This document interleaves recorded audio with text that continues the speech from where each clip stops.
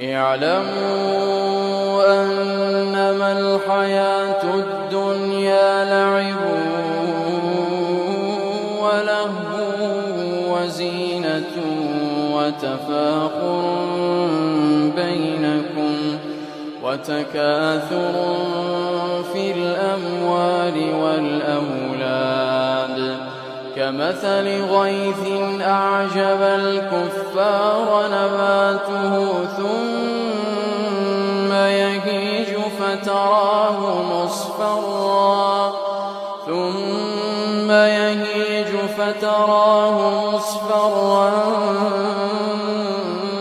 ثم يكون حطاما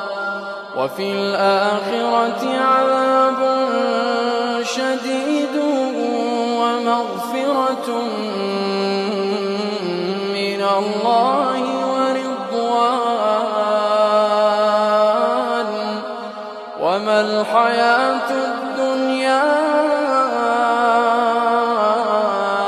إلا متاع الغرور سابقوا إلى مغفرة من ربكم وجنة عرضها كعرض السماء والأرض أعدت للذين آمنوا بالله ورسله ذلك فضل الله يؤتيه من يشاء والله ذو الفضل